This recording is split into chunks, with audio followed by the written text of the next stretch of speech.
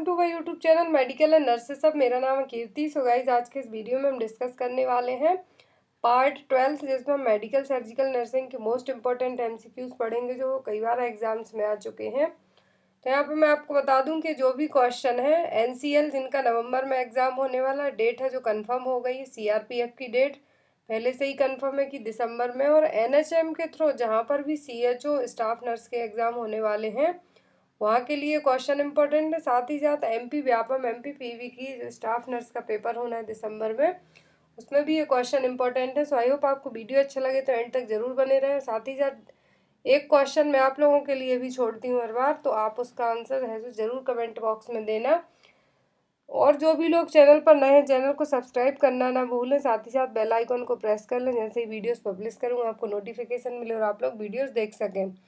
तो सबसे पहले मैं आपको बता दूं कि जिनका इसी मंथ में BFUHS का एग्ज़ाम होने वाला है, पंजाब के जो बाबा फरीद यूनिवर्सिटी है उसके लिए, जिनका अक्टूबर में ही पेपर है, लास्ट वीक में है पेपर है, फाइनल डेट आ चुकी है, तो उनके लिए क्वेश्चन इंपॉर्टेंट है। और साथ ही साथ वो लोग नर्सिंग के सिलेबस के साथ साथ पंजाब का जो बेसिक जीके है वो भी एक बार आप लोग रिवाइज ज़रूर कर लेना, क्योंकि हो सकता है आपको उसमें से भी कुछ क्वेश्चन हैं जिनके पास भी पंजाब सीएचओ के या फिर पंजाब स्टाफ नर्स से रिलेटेड पेपर हो, तो आप लोग मेरे व्हाट्सएप नंबर पर उन क्वेश्चन पेपर को सेंड कर सकते हैं, ताकि जो अदर कैंडिडेट हैं उनको उससे रिलेटेड हेल्प मिल जाए।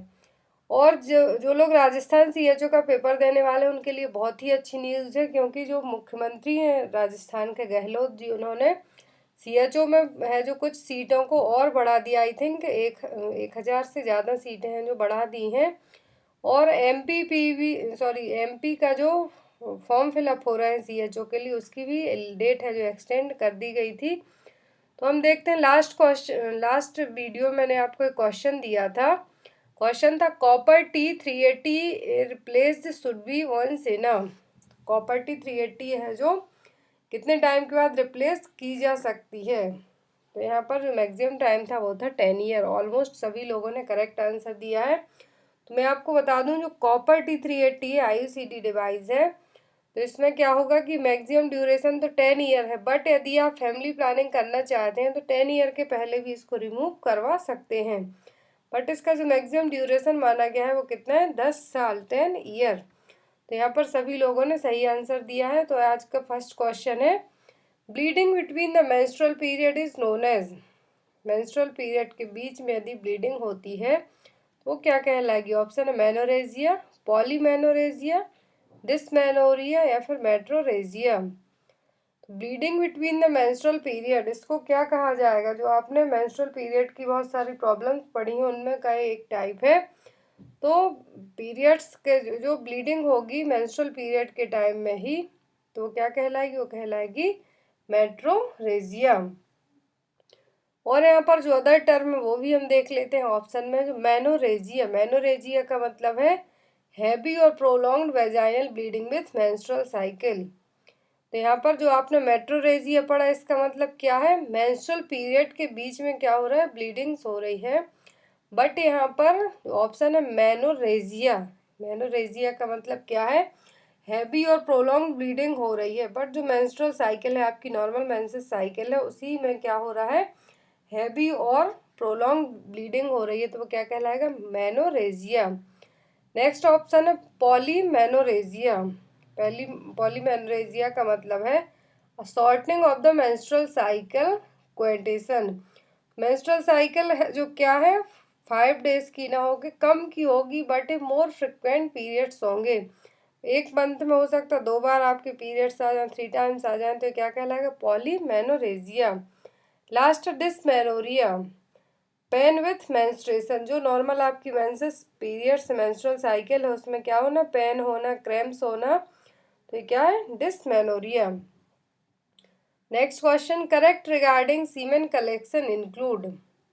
सीमेन कलेक्शन, सीमेन का सैंपल ले रहे हैं तो उसको लेके सही पॉइंट्स क्या हैं। ऑप्शन है provide a fresh sample, patient can continue with sexual activity, no need of any abstinence, sample should be refrigerated, और D all of the above. Semen collection के लिए जो यहाँ पर बेस्ट पॉइंट है वो क्या होगा। तो यहाँ पर इसका राइट आंसर होगा ए प्रोवाइड अ फ्रेश सैंपल। क्योंकि जो सीमेन सैंपल है उसको रेफ्रिजरेट भी नहीं किया जा सकता है। साथ ही साथ सेक्सुअल एक्टिविटी को स्टॉप करके रखना होता है कि आपके पार्टनर को कोई और प्रॉब्लम्स तो नहीं है तो आप में ना आ जाए, इसलिए। तो यहाँ पर इसका जो राइट आंसर होगा अकॉर्डिंग टू ऑप्शन वो क्या होगा, provide a fresh sample. Next is which of the following terms refers to weakness of both legs and lower part of the trunk. यहाँ पर कौन सा टर्म है जो सही होगा, क्या रिप्रेजेंट कर रहा है कि बोथ लेग्स और lower part of the trunk में क्या है, वीकनेस है। ऑप्शन है यहाँ पर पैराप्लेजिया, क्वाड्रिप्लेजिया, हेमीप्लेजिया और टेट्राप्लेजिया। तो यहाँ पर जो वर्ड प्लेजिया है इसका मतलब होता है वीकनेस का होना या फिर पैरालिसिस का होना। तो यहाँ पर क्वेश्चन में है कि लोअर पार्ट या फिर बोथ लेग्स में क्या होना, वीकनेस का होना। तो ये क्या कहलाएगा, ये कहलाएगा पैराप्लेजिया। ये क्वेश्चन एम्स नॉर सेट में आया था। तो यहाँ पर जो हेमीप्लेजिया का मतलब है बॉडी का सिंगल पार्ट, सॉरी बॉडी का जो हाफ पार्ट है, लोअर ट्रंक और अपर ट्रंक का हाफ पार्ट, वो क्या कहला वीकनेस आना, वो कहलाएगा हेमीप्लेजिया। पैराप्लेजिया और डिप्लेजिया में क्या होगा, लोअर पार्ट बोथ लेग्स और ट्रंक में यदि वीकनेस और पैरालिसिस है। टेट्राप्लेजिया का मतलब, टेट्रा का मतलब ही होता है 4, दैट मीन्स दोनों हाथ दोनों पैर फुल बॉडी में क्या होना, पैरालिसिस होना। मोनो का मतलब होता है सिंगल और प्लेजिया का मतलब वीकनेस, या तो आपके एक हाथ में बस वीकनेस रह सकती है, पैरालिसिस हो सकते हैं, या फिर ओनली सिंगल लेग में, इस हिसाब से तो क्या कहलाएगा, monoplegia. Next is inability to speak और understand the spoken words is known as. तो बोलने की जो क्षमता है आपकी वो क्या होना, एनेबल होना, आप उसके लायक नहीं है तो वो क्या कहलाएगा, एग्नोसिया, अफासिया, एप्रैक्सिया या फिर इंसोम्निया। तो इंसोम्निया का मतलब होता है लैक ऑफ स्लीप, नींद ना आना। और यहाँ पर जो क्वेश्चन पूछा है वो क्या है, इनएबिलिटी टू स्पीक, आप बोल नहीं पा रहे हैं या फिर कुछ बोल पा रहे हैं तो समझ नहीं पा रहे हैं, वो क्या कहलाएगा, अफासिया। एग्नोसिया का मतलब है loss of ability to identify object और प्यूपिल। तो यहाँ पर इनएबिलिटी टू स्पीक और अंडरस्टैंड द स्पोकन वर्ड्स को क्या कहेंगे, अफासिया। लॉस ऑफ एबिलिटी मतलब कि आप के अंदर वो क्षमता ही नहीं है कि आप किसी ऑब्जेक्ट, किसी प्यूपिल को पहचान सकें। लास्ट है यहाँ पर ऑप्शन एप्रैक्सिया, एक मोटर डिसऑर्डर है। तो ब्रेन में किसी भी जो पोस्टीरियर पैराइटल कॉर्टेक्स और कॉर्पस कोलोसम में डैमेज होने के कारण देखने को मिलता है। इसके कारण क्या होगा, पर्सन चाह कर भी अपनी इच्छा के अकॉर्डिंग वो अपना टास्क है जो पूरा नहीं कर पाएगा, उसको किसी दूसरे पर है जो निर्भर होना होगा। उसकी खुद की इच्छा है वो काम करने की, लेकिन वो एबल नहीं है उसके लिए, वो क्या कहलाएगा, apraxia. Next is immediate care of newborn baby after delivery is all accept. तो यहाँ पर 1 से 2 क्वेश्चन है पीडियाट्रिक के, बट इसके बाद का जो नेक्स्ट पार्ट होगा वो होगा एसेंशियल न्यूबॉर्न केयर और एमसीएच केयर पर, क्योंकि उसमें आपका सिलेबस है जो सीएचओ का, स्टाफ नर्स का, उसमें टॉपिक है इमीडिएट जो न्यूबॉर्न की एसेंशियल केयर और एमसीएच केयर को लेके, तो वो टॉपिक भी हम पढ़ेंगे एज एन एमसीक्यू में। तो यहाँ पर question, immediate care of newborn baby after delivery is all accept. Newborn baby की आफ्टर डिलीवरी सभी तरीके से केयर की जाएगी बट किसी एक को छोड़कर। ऑप्शन है यहाँ पर baby should keep lower than the uterus, suctioning, clean the eyelids and bath the baby. तो बाथ द बेबी क्या होगा, यहाँ पर बेबी को बाथिंग बाद में कर सकते हैं बट इमीडिएट तो उसको हाइपोथर्मिया से प्रिवेंट करने के लिए आपको क्या करना होगा, उसको ड्राई करना होगा, रैप करना होगा कपड़े में। तो यहाँ पर इसका राइट आंसर क्या होगा, डी, बाथ द बेबी। और जो इमीडिएट केयर दी जाती है फर्स्ट होती है सक्सनिंग। तो सक्सनिंग से आपको क्वेश्चन आ सकता है एग्जाम में इस तरीके से, यदि किसी बेबी को सक्सनिंग करवाई जानी है तो पहले आप माउथ में सक्सन करेंगे या नोज में। तो first suction the mouth and after the nose.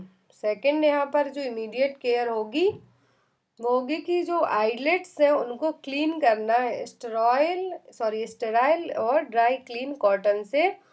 और किस वे में क्लीन करना, medial to lateral, that means inner canthus to outer canthus आपको बेबी की आइज क्लीन करना है। एंड देन क्या करना है, cutting the umbilical cord, 5 centimetre का एरिया होगा बेबी के अम्बलाइकस से, 5 सेंटीमीटर के आगे के पार्ट को आपको क्लैम्प करना हो। उसके बाद कटिंग कब करनी है कॉर्ड की, या तो 2 से 3 मिनट में, आफ्टर डिलीवरी के 2 से 3 मिनट में, या फिर जब जो कॉर्ड में पल्सेशन हो रहा है वो स्टॉप हो जाए, जिससे क्या होगा, जो बेबी जो कॉर्ड में ब्लड होगा वो वापस बेबी में चला जाएगा, जिससे बेबी को एनीमिया और जॉइंटिस से प्रिवेंट कर सकते हैं। इसलिए आपको बेसिक पॉइंट्स याद रखने होंगे कि इमीडिएट केयर क्या प्रोवाइड करवाई जानी है। फर्स्ट है सक्शनिंग करवानी है, तो फर्स्ट माउथ की सक्शनिंग करानी है, देन नोज की, आईलिड्स क्लीन करनी है कॉटन के, जो स्टेराइल ड्राई कॉटन से, तो उसमें आपके लिए मीडियल टू लेटरल, या फिर हमें कह सकते हैं inner canthus to outer canthus eyes clean करनी है। अम्बिलिकल कॉर्ड को कट करना है, लेकिन कब, जब पल्सेशन या तो उसमें स्टॉप हो जाए या फिर 2 से 3 मिनट बाद। और ऐसा क्यों करना है, ताकि जो ब्लड रहे अम्बिलिकल कॉर्ड में वो क्या हो जाए, बेबी में चला जाए। जो ब्लड होता है कितना प्रेजेंट होता है उस टाइम पर, 80 से 100 ml तक ब्लड होगा। यदि बेबी में जाएगा तो इसका क्या रीज़न होगा, बेबी के लिए तो एनीमिया से बचा सकते हैं हम। Second thing is jaundice.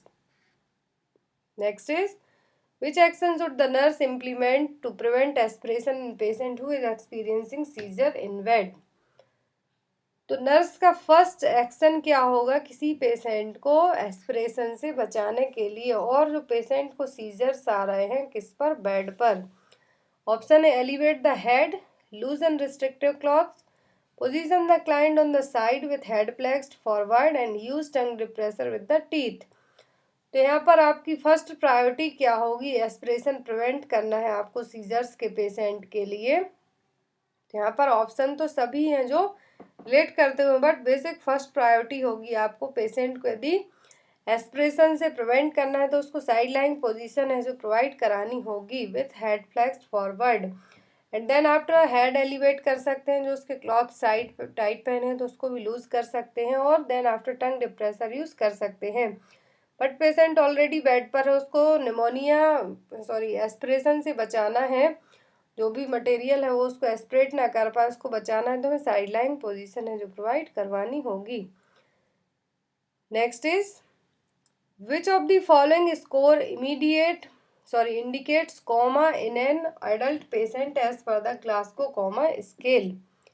तो ग्लासगो कॉमा स्केल के हिसाब से कौन सी स्कोरिंग है जो पेशेंट में कोमा के टाइम पर दी जाएगी। ऑप्शन है 0, 5, 9, 12। तो ग्लासगो कोमा स्केल में 0 का तो कुछ पॉइंट ही नहीं होता, मैक्सिमम स्कोरिंग होती है 15, मिनिमम होती है 3।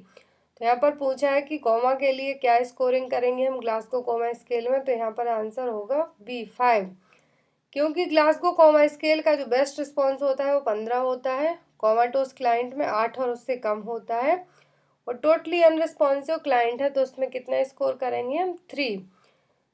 ग्लासगो कोमा स्केल से है जो कई बार एग्जाम में क्वेश्चन आए हैं, तो इसके जो क्या चीज़ें चेक की जाती हैं वो पता होनी चाहिए। इसमें मेनली 3 बिहेवियर्स चेक होते हैं, आई ओपनिंग रिस्पॉन्स, वर्बल रिस्पॉन्स और मोटर रिस्पॉन्स को है जो चेक किया जाता है। तो आपको ये सभी चीज़ें याद रखनी है कि कोमाटोस पेशेंट में क्या स्कोरिंग करेंगे, तो लेस देन 8 और उससे कम यदि स्कोरिंग है तो ये कोमाटोज में चला जाएंगे। वन रिस्पॉन्सिव और सबसे मिनिमम स्कोर क्या होता है 3 और मैक्सिमम कितना होता है 15। Next is accumulation of pus in the fallopian tube is known as. Fallopian tube में पस का इकट्ठा होना, एक्यूमुलेट होना क्या कहलाएगा। ऑप्शन है साल्पेंजाइटिस, ऊफोराइटिस, हाइड्रोसाल्पिंग्स या फिर हाइड्रोओपेनिक्स। तो यहाँ पर फैलोपियन ट्यूब में पस का एक्यूमुलेशन हो रहा है, यदि साल्पेंजाइटिस होता मतलब कि फैलोपियन ट्यूब में इन्फेक्शन है, इन्फ्लामेशन है। ऊफोराइटिस में होता तो ओवरी में इन्फेक्शन इन्फ्लामेशन है, बट यहाँ पर फैलोपियन ट्यूब में पस का कलेक्शन हो रहा है तो क्या होगा हाइड्रोसाल्पिंग्स। तो यहाँ पर इसका आंसर क्या होगा C. Next is the trend of development that follows head to foot is called. तो बेबीज में बड़ों में भी जो डेवलपमेंट होता है हेड टू फुट, सिर से पांव तक का, तो ये किस तरीके का डेवलपमेंट कहलाएगा। ऑप्शन है सेफेलोकॉइडल, मास टू स्पेसिफिक, बोथ या फिर प्रॉक्सिमो डिस्टल।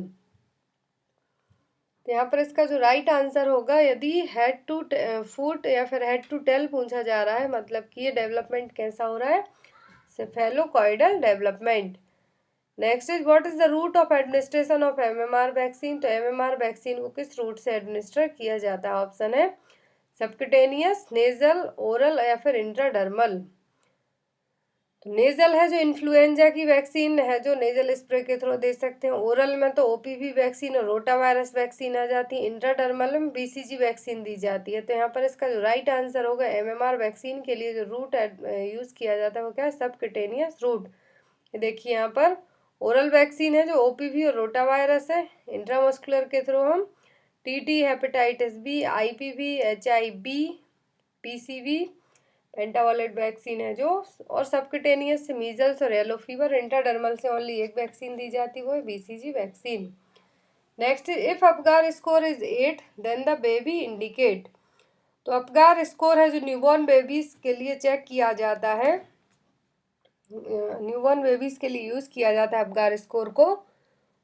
यदि अपगार स्कोर 8 है या फिर 8 to 10 है, मतलब इसका क्या होगा, ऑप्शन है depress the baby, immediate treatment, no depression और D none of the above.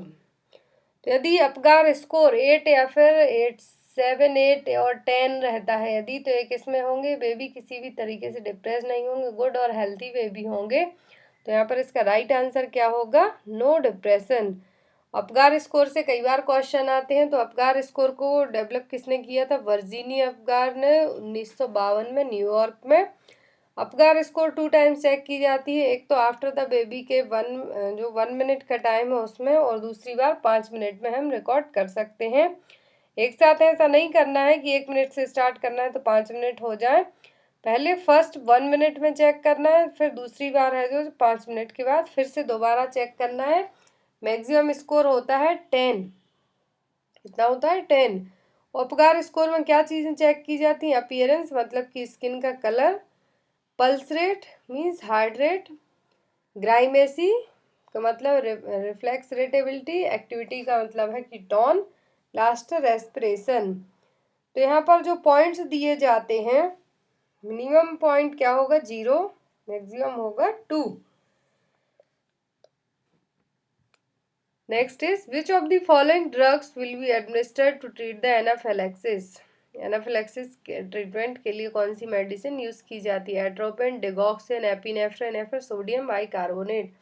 तो यहाँ पर जो ऑप्शन दिया है डिगॉक्सिन, इसमें से बहुत सारे क्वेश्चन बनते हैं। एक तो है डिजिटालिस टॉक्सिसिटी है, तो डिजिटालिस टॉक्सिसिटी के लिए कौन सी मेडिसिन यूज़ करेंगे एज एन एंटीडोट।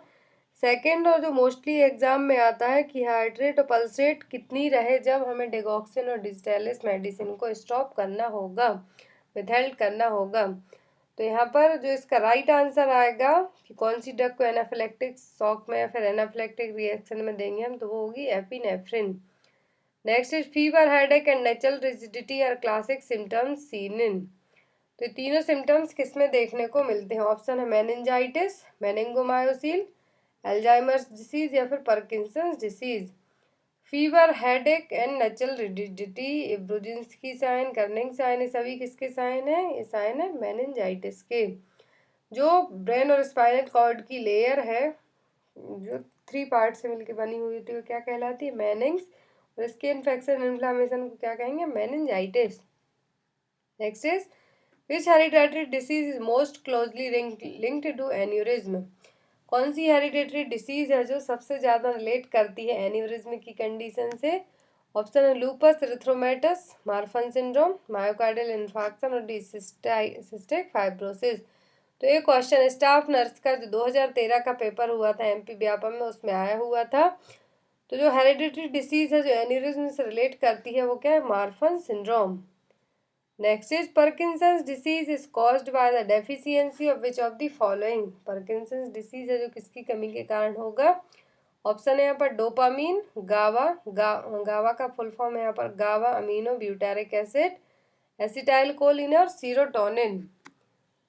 तो यहाँ पर जब भी सीरोटोनिन का लेवल है जो, यदि सीरोटोनिन से क्वेश्चन आता है, यदि सीरोटोनिन का लेवल कम हो जाए, डेफिशिएंसी हो जाए, तो क्या प्रॉब्लम कर सकती है, तो ये कर सकता है डिप्रेशन। हाई हो जाए तो क्या करेगा, मैनिया। और यहाँ पर पार्किंसंस डिसीज एक न्यूरोलॉजिकल प्रॉब्लम है, तो इसमें क्या होगा, डोपामिन का लेवल कम होगा तब है जो डिसीज हो सकती है। तो यहाँ पर इसका आंसर क्या होगा, A dopamine. Next is the part of the brain which is responsible for the coordination of movement. Question number 17, इसका आंसर आप लोग बताना। नेक्स्ट वीडियो में इसका आंसर मैं आपको जरूर बताऊंगी। क्वेश्चन है कि ब्रेन का कौन सा पार्ट है जो मूवमेंट को कोऑर्डिनेट करने में हेल्पफुल होता है। ब्रेन स्टीम, सेरिबेलम, थैलेमस या फिर हाइपोथैलेमस। सो गाइस, ये तो टोटल 17 क्वेश्चन। आई होप आपको वीडियो अच्छा लगा हो तो लाइक जरूर करना वीडियो को। और आपके लिए जो भी टॉपिक हैं, आपके जो भी सिलेबस है बेस्ड ऑन में, उस पर भी आपके लिए एमसीक्यूज प्रोवाइड कराऊंगी। लेकिन इसके बाद का जो नेक्स्ट पार्ट होगा, बहुत ही इंपॉर्टेंट पार्ट होगा, वो होगा एसेंशियल न्यूबॉर्न केयर और एमसीएच सर्विसेज। तो यहाँ पर आपको क्वेश्चन नंबर 17 का आंसर बताना है कमेंट बॉक्स में। सो आई होप आपको वीडियो है जो हेल्पफुल रहा हो। Thank you for watching us. Bye bye.